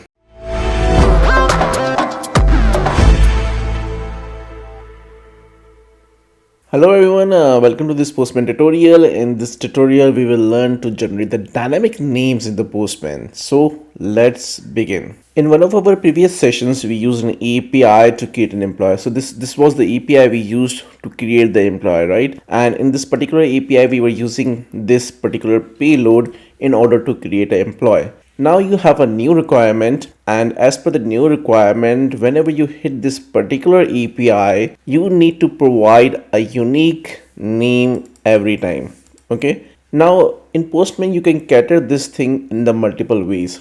The first one is to use an external CSV or JSON file. The second one is you can generate or write your random function, and third is to use a faker library. So in this tutorial we will use a faker library in order to generate the random names in the Postman. Now what we need to do is that we need to click on this prescript section. Okay, and here we need to use the faker library so that we can generate the dynamic names. So this is the easiest way to generate the dynamic values. So for that, what you need to do is that you need to write pm dot variables. Okay, dot, you need to find replace in. Okay, and here we need to provide whatever we need as a dynamic. So faker library provides you to generate a dynamic first name, last name, full name, and there are so many other things you can generate randomly. Okay, so here you have to write in the brackets, just use this. Okay, and here provide two curly braces in the start and two curly braces in the end. And here if you want to use the faker library, then you need to use a $sign here. Okay, and then random, let's suppose we need to generate a first name, so first name. Okay, so this is a really simple one-liner code which can help you to generate a dynamic names.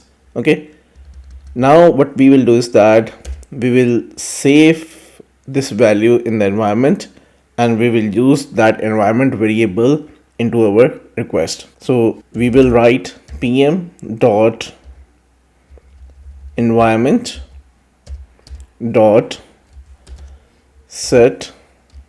Okay, and here you can see that we need to provide a key string value and type. Okay, So this helps you to create a new variable. Okay, so first we will give a name here as random name. Okay, and we will pass this in this body. Okay, one way is to pass this whole one from here. Okay, and this one. Okay, and I'm commenting this one here. And other way is to save this whole random name first in some variable, and you can use that variable here. Okay, now I am showing you the environment variables. We don't have any kind of the random name variable here. Okay, I'm just clicking on the send button right now. Your request got executed successfully. Now just click back on this I button, and here you can see a random name and name is being generated. Now this hit this API again to see that either we are getting a random names or not. Okay, now go back here again and you see a new name here. So what we did is that we use a fake library in order to generate the random first name. You can also generate a random last name. Okay, and you can also generate a full name here. Okay, just send here and go here again, and you see now we have a full name, random name. Just click on send again. Okay, and go back again here, and you see a new random full name. Okay, now what we need to do is that we need to pass this variable here in our the body. Okay, so for that we need to provide curly braces in order to pass this variable. Okay, now we need to provide the variable name here, and variable name is basically a random name. I'm copying from here and going back here in the body, pasting it here, and now we will see either we are able to generate this request with the random full name or not. Just click on send. You see now we have a new name here, full complete name. Click on send again. We're getting another new name. Okay, so this is how you can utilize the Faker library and generate the random names in the Postman, and it will really help you when you are working with the dynamic values. Dynamic values are really critical when you are working with the APIs, especially because there must be some validation implemented on the API level, right? Because in actual, when you're trying to register a user, so the value should be a unique, right? Maybe your age, your email, something needs to be unique, right? Every time you create a request. So you can use the Faker library to generate the random names, emails. There are so many things you can do with the Faker library. Just go and search for the Faker library. You will find a lot of things there, and you can utilize those things here in the Postman. Thank you so much for watching this tutorial. We hope that you have learned something today. See you in the next lecture.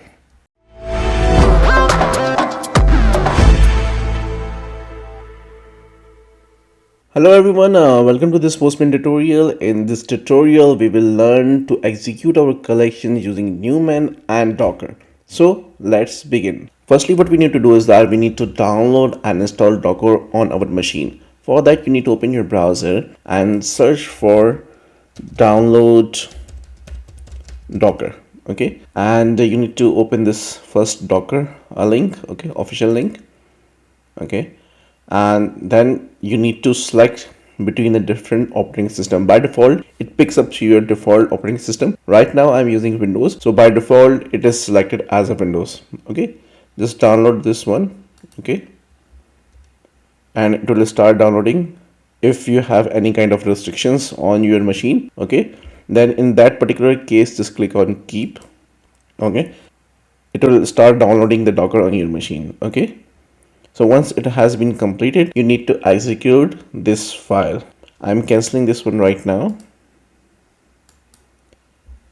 So once this setup has been downloaded on your machine, you need to just click on this setup and go with the default options available. If you have virtualization enabled on your machine, then it will not ask for that, okay? But if the virtualization is disabled, you might need to enable this one, or Docker might ask you to enable this one, okay? So once the Docker has been installed successfully on your machine, you need to open your command prompt and verify this one, okay? For that, you need to type Docker space version.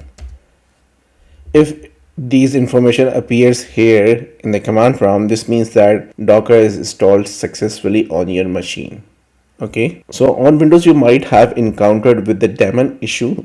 In order to resolve that issue, you need to switch the daemon. Okay, so in order to change the daemon or switch the daemon on your system, you need to type a command here. So here is the command.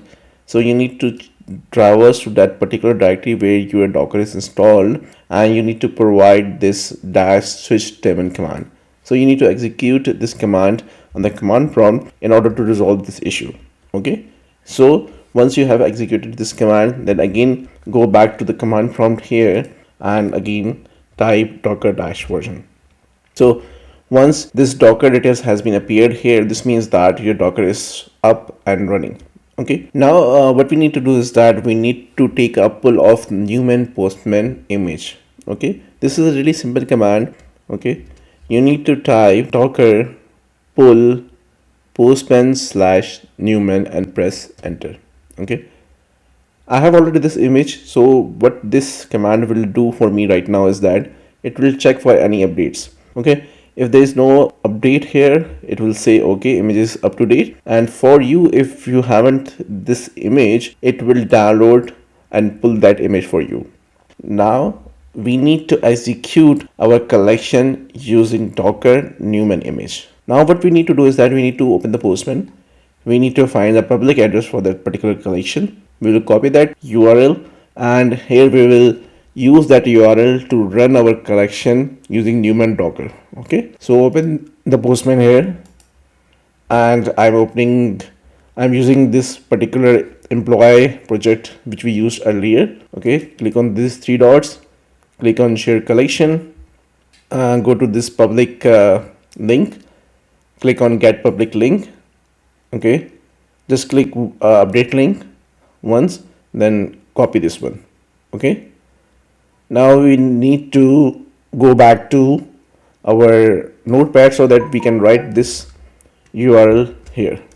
Okay, now go back to the command prompt. Okay, now we will use that command here in order to run our collection using Newman and Docker. So this is a command here.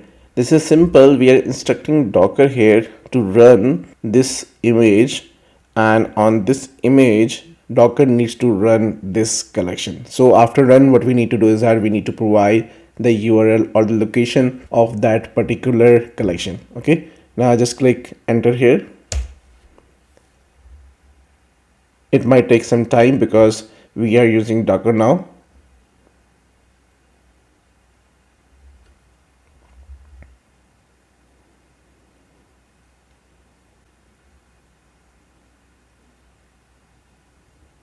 So it got executed successfully. Okay, and we use the dummy APIs here, and you can see the details here: @1, number of requests, test scripts, pre-request. So whatever we did during our collection, what we used in our collection has been executed successfully. Thank you so much for watching this tutorial. We hope that you have learned something today. See you in the next lecture.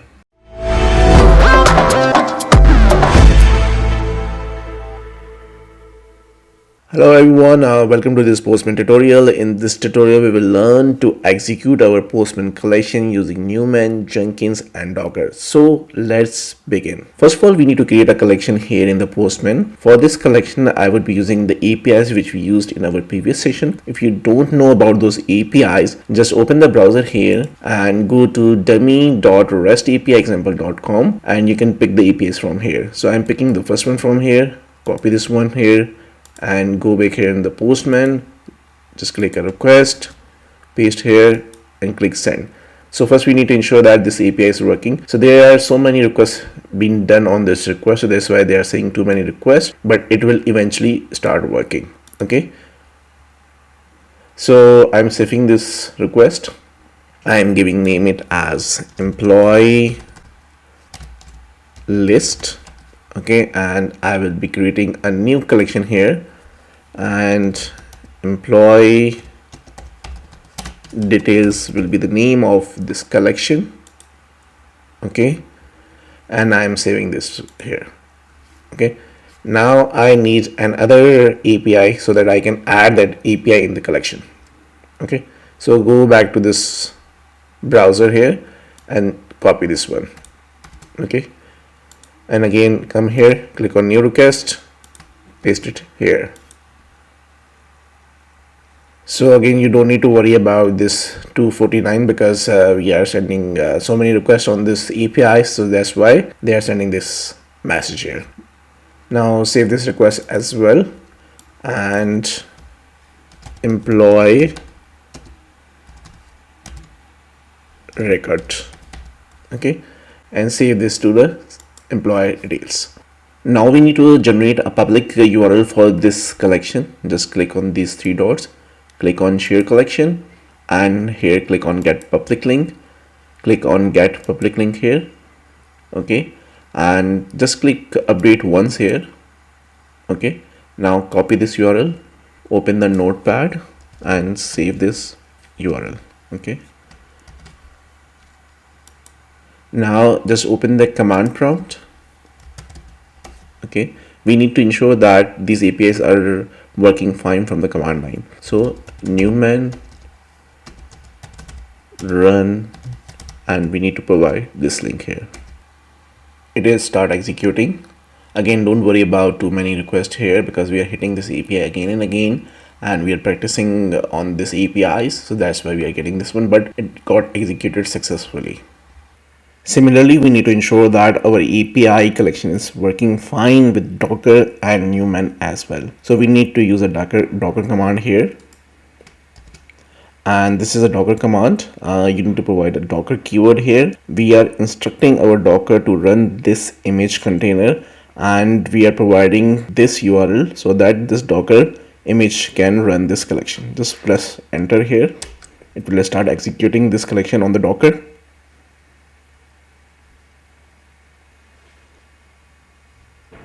So it got successfully executed with the Docker as well. Now we need to use Jenkins so that we can run our collection using command line, Docker and Jenkins together. Okay, for that you need to install a Jenkins on your machine. Just open the browser, open the tab here and type download Jenkins. Okay, go to the first URL. Okay, and you need to download the stable version from here, and you need to download this generic jar file. Just click on this one. Okay, so it will start executing. So once this file has been downloaded on your machine, okay, we need to execute this file. I'm just canceling this one because it has already been downloaded for me. I have also configured this as well, so let me show you how you can run this file. Just open the command prompt from here and type java -jar, and you need to provide this file name. Okay, but you need to ensure that you should be on the correct path. Okay, so my file is basically on my desktop. Okay, and let me show you this file here, and here you can see this, we have this jenkins.war on my desktop. Okay, now we need to provide this command java -jar space jenkins.war file and just press enter. Jenkins is already configured on my machine, but it will start Jenkins on my local instance, okay, on my port 8080. But for you, if you are installing and configure Jenkins for the first time, it will ask for the credentials and configurations for you. These are very simple configuration, but one thing you need to ensure that here in the console, it will provide you a default password for the admin account. So you need to copy that one. And once you log in again, you need to change the password if you want. Okay. So here it will take some time to start the Jenkins on my local machine. So once the Jenkins is up and running, it will say Jenkins is fully up and running. Now open the browser, and here just go to your local host 8080. It will start the Jenkins here. Oh, sorry, localhost, not in the search actually, here. So it's connecting to my local host here, you can see. Now this is the Jenkins interface, okay, and now we will see how we can run our APIs through this one. So first we need to create a project, okay, and create a new item here. Just click on new item here, okay, and click on a freestyle project. You just need to provide a name here. I'm saying Jenkins Postman Collection, okay, and just click on OK. It will create a Jenkins project for us. It might take some time, so you need to be patient here. Okay, now your project is created here, freestyle project. Now just go to the build section here and add a Windows bash command. I'm using a Windows bash, so you should use the Windows bash command. In case if you are using Mac, you can use the shell command. Same for the Linux. Okay, just click on this one, and here we need to provide the same commands here. So first we will see how we can run with the Docker here, and I'm copying from here and just provide this here, and that's it. Simply click on apply, save. Okay, now click on build now. It will start getting built here. Okay, just click on this one and click on console output. So here you will see the all executions here in this console output. So it's in progress right now. So it start executing. You can see here. Again, don't about these random characters here. The main thing is that it is executing our employee list, employee record API. This is the API, okay, and it got finished successfully. Similarly, just go back to your configuration, okay, and use a simple command. Okay, we will be changing the command here. Just click on build, and I'm just removing this part from here, okay, because now we are not using the Docker, we are just instructing the Newman to run this collection. Okay, apply and save. Okay, now again click on the build now. It will start building here. Just click on this one and go to the console output, and it will execute our collections in the Jenkins. So again, the employee list and employee record is being executed. So this is how you can run your collection using Jenkins, Docker, and Newman together. Thank you so much for watching this tutorial. See you in the next lecture.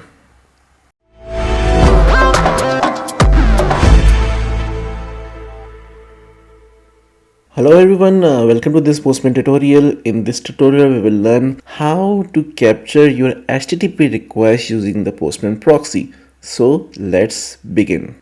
Now first let's discuss about some real-time scenarios which you might encounter while you're working on the real-time applications. So first we will discuss those challenges and problems, and then we'll see how this Postman proxy will help you out. So let's discuss about some problems here. So the number one problem you might encounter is that you have integrated your APIs with your web application, okay, and now you want to see that how your APIs are working or being integrated with your web application. So in order to do that, you need to track the HTTP request and find out that either they are working properly or not. Okay, so the first challenge is you want to debug your API integration with web application. Okay. And the second challenge is that there might be some poor documentation available for the APIs, and you want to know about some specific data about the APIs. You might want to know about the headers, body parameters, key parameters. So whatever the data is being sent or received from the APIs, you want to know about that. Okay. So again, lack of documentation is a problem. So these are the two problems you might encounter in the real time, and these both can be tackled using the Postman proxy. So how this Postman proxy works? So basically, the Postman proxy will capture your HTTP request. Okay, and then once you have those HTTP requests with you, you can debug them, you can get a knowledge from them. Okay, so now let's see how this works, how Postman proxy works. Okay, so basically you need to turn your Postman into a proxy so that whatever you perform on your web application, and that will generate some HTTP requests, and those HTTP requests will be captured by the Postman. So this is the flow. Basically, you execute some features on your application and those will actually be captured by the Postman. Okay, so this is a simple flow. So you need to turn Postman into proxy. Okay, then you need to perform some task on web application. Okay, and all HTTP requests will be captured by Postman. So this is what we need to do here. Okay, so how you can achieve this? Okay, so first thing we need to do is that we need to enable Postman proxy. Okay, we need to define a port number. Okay, so on this port, whatever the data traveled through this particular port will be captured by the Postman. Okay, so by default you will find 5555 port. So whatever the data travel through this port will be captured by the Postman. Okay, the third step we need to do is that we need to find a static IP of your system. Okay, then we will do some proxy settings on the browser level. Proxy settings on browser level. On the browser level, we need to define the same port which we defined in Postman, and also we need to define the static IP of our system. Okay, so now your browser proxy is using the port, assume that it's 5555, and your Postman is listening on the same port. So obviously you are sending your data through this port, and Postman is also listening on the same port. In this way, basically the Postman will capture your all the requests.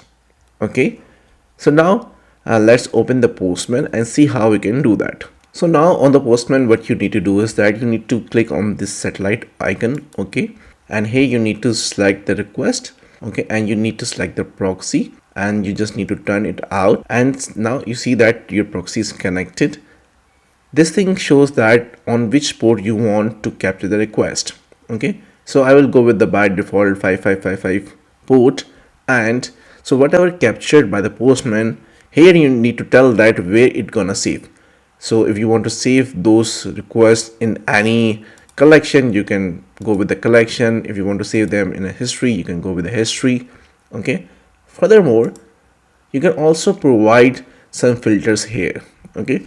And this is a very simple way. You can just use the strings in this way here. They have given the example here, and simply it will capture the request or include the request or does not include the request. Okay. Now the Postman configuration is ready. Okay. Now what you need to do is that you need to find the IP address of your system. So go on your Wi-Fi option, open the network tabs and internet settings, and here go to change connection properties. Okay, and here just go scroll down a bit here. So here is my static IP 192.168.0.106. let me write it down somewhere. So I am writing down here 192.168.0.106.0.106. Okay, so this is the IP, my static IP, which I need to use. Okay, now on the browser level, just open the settings. I'm using the Chrome browser right now. Okay, and here you need to search for the proxy settings. Okay, now open the proxy settings here, and here in the proxy you can see that actually using the proxy earlier as well. So you need to use a proxy server, and you need to define the static IP of your system and the port which you actually defined in the Postman. Now this is good to go. Just save this here. Okay, and now what we need to do is that open the Postman. You don't see anything here right now so far. Okay, but yeah, you can see that whatever we are performing here on the browser level. Okay, so whatever I perform here, just click on details. Okay, and just go to all APIs. So I'm performing some tasks. I'm using the application. So whatever my browser is sending as a HTTP form, the Postman will capture that. Okay, so this is how it basically works. So just open the Postman again, and you can see whatever action I was performing on the browser level, it got captured. So it says the type of the request, get or post. If I scroll a bit here, so that you can see the extensions of these as well. So here you can see I am using the dummy REST API example.com, and you can see all the requests which were sent from my browser is now being captured by the Postman. Now there is one challenge you might face is that when you start working with the HTTPS, it might not work in most of the cases. Okay, so now what is the solution for that? The solution is very simple. When you are testing an application or building or developing an application, you are actually doing it on either your development environment, your QA or staging environment. So on that particular environment, you just need to turn off the HTTPS, and you can test your application and get all the HTTP requests in the Postman, and that's it. Then there's a very good tip and trick for you guys is that if you don't have a proper documentation, you can explore the application, have all the requests in the Postman, and you know that there is a very good feature in the Postman to generate the documentation, a very good looking documentation. So you can even tackle this thing with the Postman proxy. Thank you so much for watching this tutorial. We hope that you have learned something today. If you like our videos, please subscribe our channel, like, comment and share. Thank you so much. See you in the next lecture.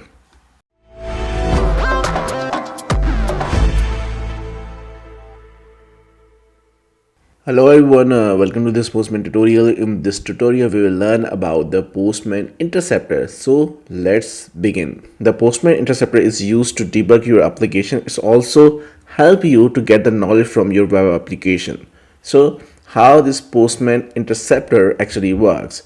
So basically whatever the actions you perform on your web application, it will actually captured by the Postman, and then whatever the actions you need to perform and how you want to use it, it's up to you. Okay, as per your requirement. So in order to use the Interceptor, first what you need to do is that you need to install a Postman Interceptor Chrome extension. So on the Chrome, you need to search for this, okay, and just go to chrome.google.com here, and you need to install. So this is already installed in my browser, so I don't need to install it again. So for if you are the new one and if you don't have it, then in this particular case you need to install this extension. Okay, so once you have this extension with you, you can just click here and see about this Interceptor. So basically what it will do, it will capture the request and the cookies from the browser so that you can use that in the Postman. Currently it's saying that it is not connected, right? What we need to install an Interceptor bridge from the Postman app, okay, and we need to turn on the capturing request from there. So now let's open the Postman, okay,